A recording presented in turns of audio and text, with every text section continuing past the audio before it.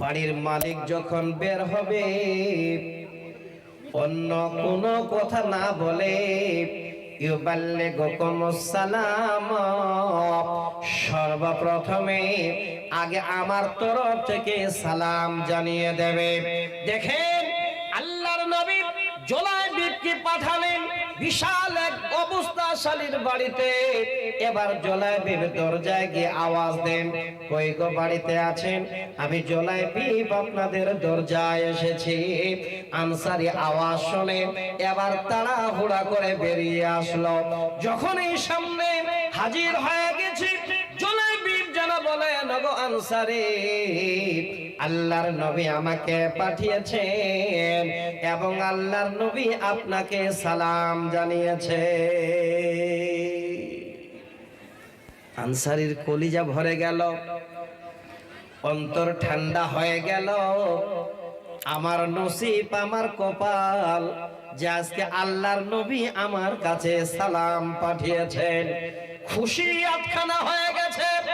ওই আনসারী, ওই ধনী ব্যক্তি জুলাইবিব তখন আবার ডেকে বলেন, ওগো আনসারী, আল্লাহর নবী আর একটা কথা বলেছেন। সেই কথাটা হলো ওয়ায়াকুলু সাব্বিজুনি ইবনাতাকুম, আপনার মেয়ের সঙ্গে আমার বিয়ে দেওয়ার কথা বলে।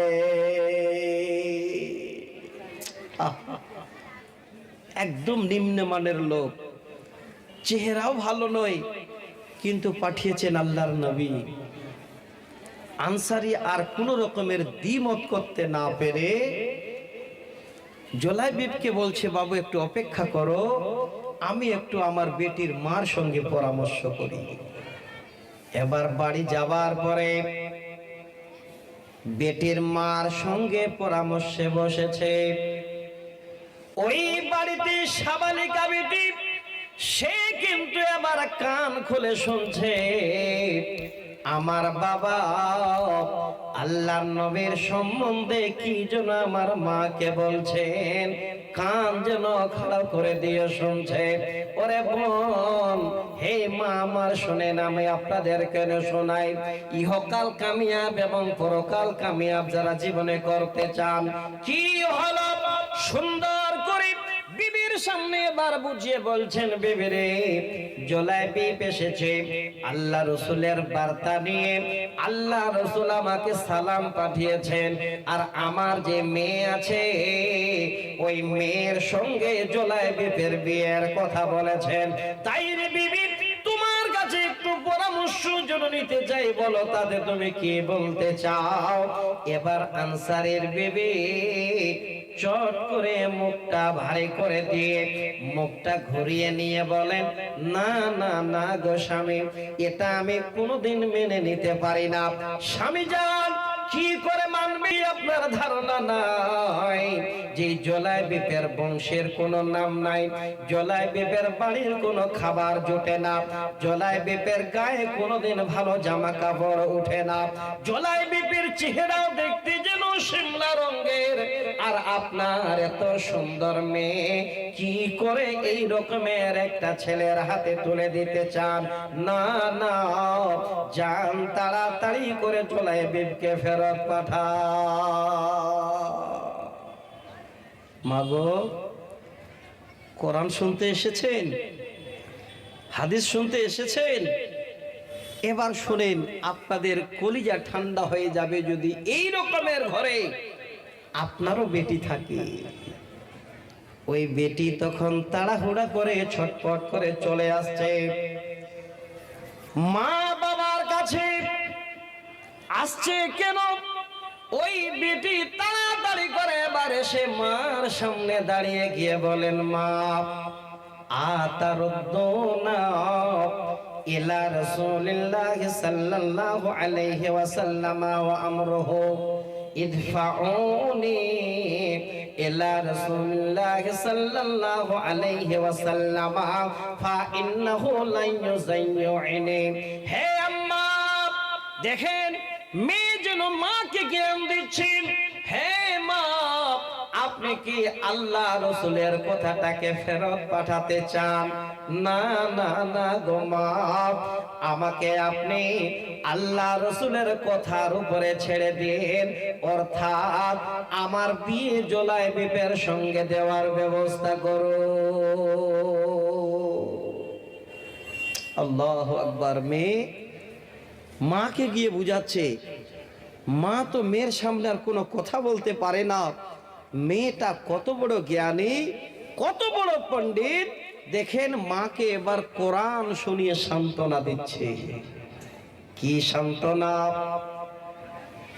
মার সামনে মেয়ে এবার দাঁড়িয়ে দাঁড়িয়ে কোরআন শোনায়। ওয়া মা কানা লিমুমিনিন ওয়ালা মুমিনাতিন ইযা কাদাল্লাহু ওয়া রাসূলুহু আমরান আইয়াকুনা লাহুমুল খিয়ারাতু মিন আমরিহিম। মার সামনে এবার কোরআনের আয়াত শোনালো। যেমন দেখবেন অনেক অনেক জায়গায় বাবা আবার সাপ খেলা দেখাতে আসে, সাপ নিয়ে আসে, সাপুড়িয়া সাপ খেলা দেখায়। আবার দেখবেন বাক্স থেকে কোন রকমের কি যেন পুড়িয়া বের করে, সাপ যেন সবল মারতে যায়। আর যখন সেই পুড়িয়া বের করে সাপের মুখে নিয়ে যায়, সাপ যেন মাথাটা নিচু করে নেয় আর লাফালাফি করে না। ঠিক অনুরূপ যখন একজন সাবালিকা মেয়ে মার সামনে কোরআনের আয়াত শুনিয়ে বুঝিয়ে দিল, ওগো মা, কোন মুমিন এবং মুমিনার জন্য এটা ঠিক নয় যেটা আল্লাহ এবং আল্লাহ রাসূলের তরফ থেকে। মাজান নিশ্চয়ই তার মধ্যে ভালাই আছে। দেখেন কত বড় জ্ঞানী মেয়ে, নিজের জীবনের জন্য কল্যাণ নিজেই ডেকে নিয়ে আসে। এই জীবনে কত বড় কল্যাণ পেয়েছিলেন, এবার মাকে বুঝিয়ে দেওয়ার সাথে সাথে মা যেন চুপচাপ করে এবার মাথা পেতে মেনে নিল। বাবা এবার বলে, বেটি রে, অপেক্ষা করো রে মা, তোমার সঙ্গে জুলাইবিবির বিয়ে আমি দেব, তবে আল্লাহর নবীর কাছে গিয়ে একবার সংবাদটা নিয়ে যা। নবীর কাছে গেলেন, নবী গো, জুলাইবিবকে পাঠিয়েছিলেন, সব মেনে নিয়েছি, তাদের বিয়ে দেব। আহা, জীবন কামিয়াব কাকে বলে! আল্লাহ রসুল যখন এই শুনলেন এই রকমের জুলাইবিবের সঙ্গে আনসারীর মেয়ের বিয়ের ডেট হয়ে গেল, সঙ্গে সঙ্গে মালিকের কাছে যেন প্রার্থনা করলেন স্বয়ং নবীজি, আল্লাহুম্মা সুব্বাল খায়রা আলাইহা সাব্বাব ওয়ালা তাজআল আইশাহা কাদ্দাব। ওগো আল্লাহ, আজকের দিনে এক বিশাল ধনী ঘরের মেয়ে এই রকমের একটা জন কুড়ে ঘরে গিয়ে সংসার করবে, আল্লাহ তুমি জুলাইবিব এবং তার বিবির দাম্পত্য জীবনে সুখ শান্তি দিও। আল্লাহ তাদের মধ্যে প্রেম প্রীতি যেন আরো বাড়িয়ে দিও। আল্লাহ তাদের রুজি রুটিতে তুমি বরকত দিও। আল্লাহর নবী এবার বরকতের দোয়া করলেন, জিন্দেগি সুখের দোয়া করলেন। সে দোয়া আল্লাহর কাছে মঞ্জুর হয়ে গেল। ধনী ঘরের মেয়েকে এবার বউ করে নিয়ে যাচ্ছে জুলাইবিব। যেই বাড়ি নিয়ে গেল, ছিল না কোনো এই রকমের ছাদ, ছিল না কোনো এই রকমের সুন্দর টিনের ছাউনি, ছোট্ট একটা করে ঘর, এই দিক ভালো তে একদিক ভাঙ্গা। ওই ঘরে যখন নিয়ে গেলেন, জুলাইবিবের বিবি একবার বলল না, আমার বাবার এত বড় ঘর, আমার বাবার এত অবস্থা, কেন যেন এই ঘরে আজকে আমি আসলাম। ওই ঘরে যাওয়ার পরে দুই স্বামী স্ত্রী মিলে এতই যেন খুশি আনন্দে জীবন যাপন শুরু করলেন। তাদের দুঃখ বেদনা তারা যেন মিটায় নফল ইবাদতে। যদি সময় হয়ে গেল, সালাত আদায় করে নিল, আর একটু সময় যদি বেঁচে গেল, ওই মাঝের সময় আল্লাহকে রাজি করার জন্য তারা নফল ইবাদতে আবার মগ্ন হয়ে যেত। নবীজি বলেন, রে পৃথিবীর মানুষ, তোমরা কামিয়াব হতে পারো। ফাকালাত মিনাল আনসারে নাফাকাতান ওয়া মালান। আল্লাহর নবী স্বয়ং যেন নিজেই বলেন, আমি নবী বলছি ওই জুলাইবিবের ঘরে আল্লাহর যেন এত বরকত হলো, আল্লাহ এত বরকত দিলেন, ওই জামানায় জুলাইবিবের বিবির মতো কেউ মাল ধন খরচ করতে পারতো না, কেউ যেন তার মতো আল্লাহর রাস্তায় মাল ব্যয় করতে পারতো না। আল্লাহ যেন সেই বাড়িটাকে কবুল করে নিলেন, তাদের দাম্পত্য জীবন শুরু করে, তাদের দুনিয়ার জিন্দেগি যেন আল্লাহ সুখের বানিয়ে দিলে। কারণ তারা বেশি বেশি আল্লাহকে ডাকতো, বেশি বেশি করে নফল ইবাদত করত, বেশি বেশি করে আল্লাহ আল্লাহ রাসূলের আনুগত্য করে জীবন যাপন করত। এই জন্য তাদের জীবন দুনিয়াতে কামিয়াব, পরকালে কত বড় কামিয়াব। হযরতে জুলাইবিবের এখনো হাদিসটা শেষ হয়নি, একটু পরে নিয়ে আসবো। যেই জুলাইবিব আল্লাহ রাসূল নিজ হাতে এইভাবে নিয়ে গিয়ে লাশটাকে তুলে নিজের কাঁধে নিয়ে এবার কাফন দাফন দিচ্ছেন, আর আল্লাহ রাসূলের চোখ থেকে জল ঝরছে। সেই জুলাইবিব এই জগতেও কামিয়াব, পরের জগতেও আল্লাহর জান্নাত। তো আজকে আমি আপনাদের অনুরোধ করছি, আমার মা আমার বোন, এই দুনিয়াটা খুব যে একটা আনন্দের দুনিয়া, সব কিছু পেয়ে গেছেন আর সব গুছিয়ে নিয়ে চলছেন, আল্লাহকে ভুলে গিয়ে এটা আপনার জন্য আনন্দ নয়। আনন্দ কোনটা? যাদের ঈমান আছে ভালো করে মিলাবেন। আপনারা যদি মনে করেন সকাল হলো আর চার দোকানে বসলাম, 10টা হলো বাড়ি আসলাম, খেয়ে দিয়ে আবার একটু আরাম করে আবার বাজারে গেলাম, এটা আপনার আরাম নয়। জীবনের আরাম কি? জালসা শেষ করে শুয়ে গেলেন, ভোরবেলা একটা আপনার জীবনের কামিয়াবের জন্য আওয়াজ আসছে, কি? হাইয়া আলাল ফালাহ। এই ধ্বনি যখনই শুনে নিলেন, তাড়াহুড়া করে উঠে গেলেন, অল্প সময়ের জন্য আল্লাহর ঘরে গিয়ে মাথা নত করলেন, আল্লাহর সঙ্গে দিদার হয়ে গেল, আবার যেন বেরিয়ে আসলেন। যত কাজ কর্ম ব্যস্ত থাকেন না কেন, আপনার জন্য আরো ভালো লাগবে।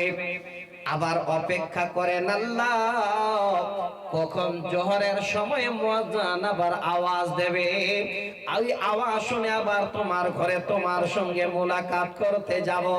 হে বন্ধু, হে বাবা মা, যে ঘরের জন্য আজকে জালসার আয়োজন, দিনে যদি 5 বার সেই ঘরে আপনারা যেতে পারেন, স্বয়ং আল্লাহর সঙ্গে আপনাদের দিদার হবে, ইহকাল এবং পরকাল আপনার কামিয়াব হয়ে যাবে।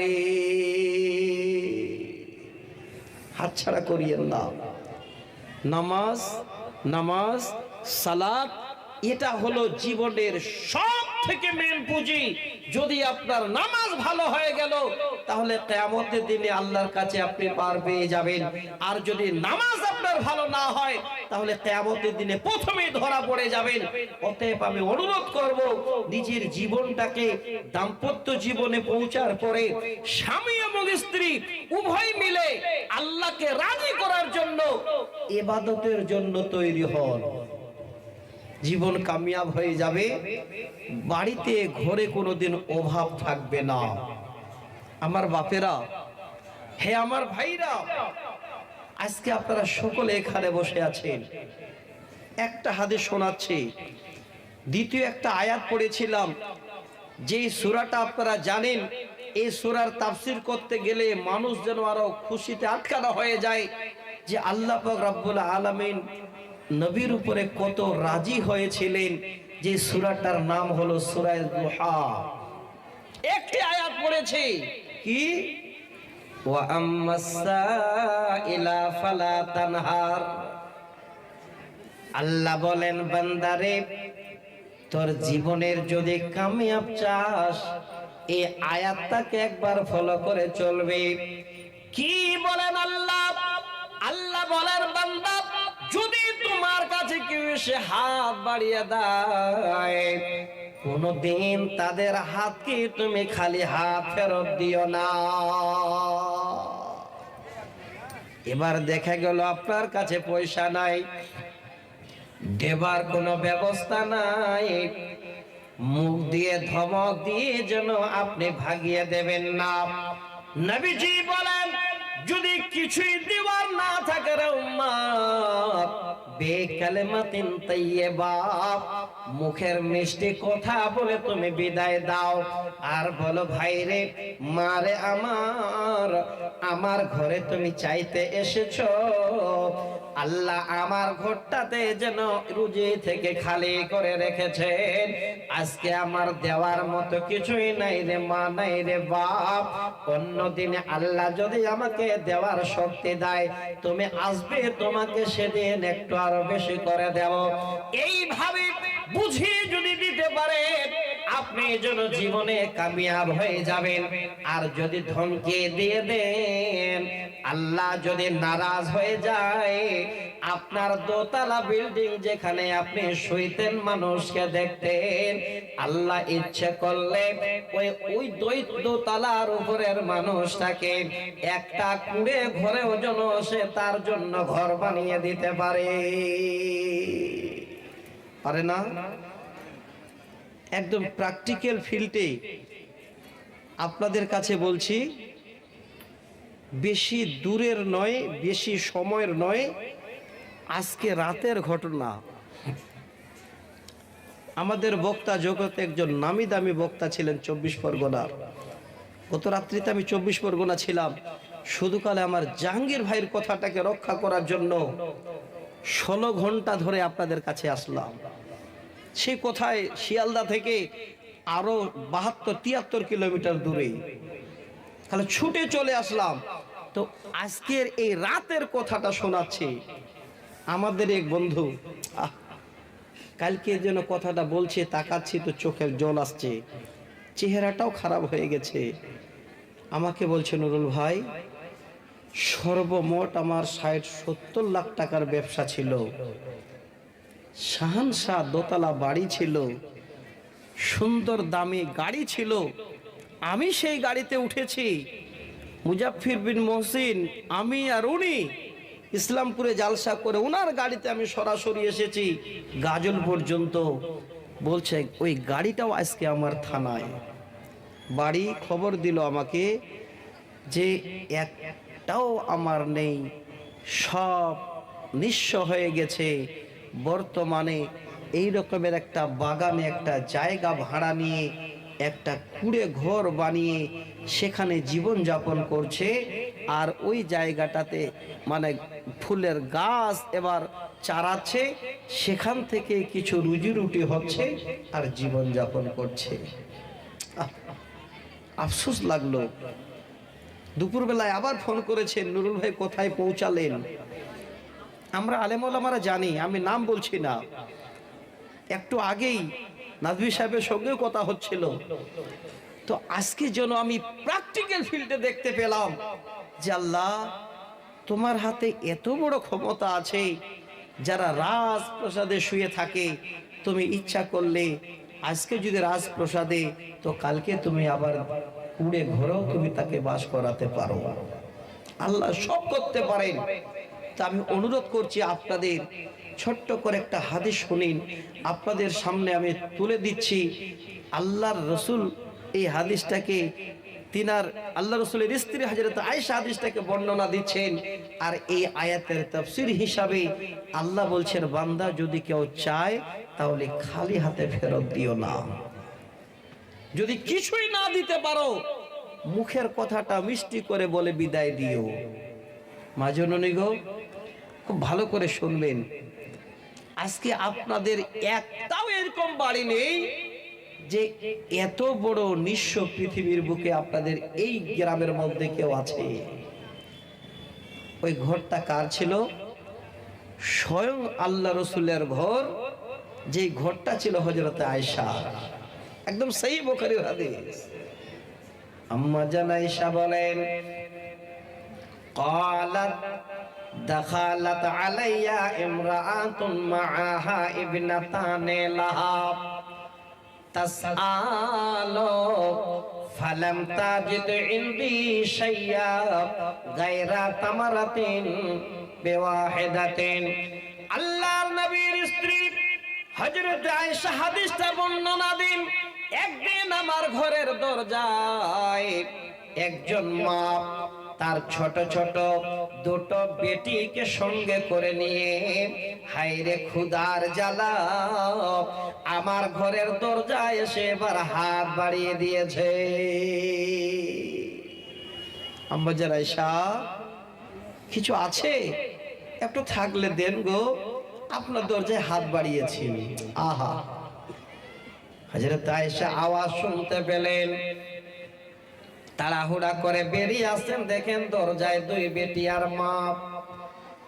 হযরত আয়েশা বলেন, দৃশ্য দেখি তাড়াতাড়ি করে বাড়ি গেলাম, আমার বাড়ি এবার আমি যেন তল্লাশি শুরু করলাম, যাই পাবো তাই নিয়ে গিয়ে মার হাতে তুলে দেব।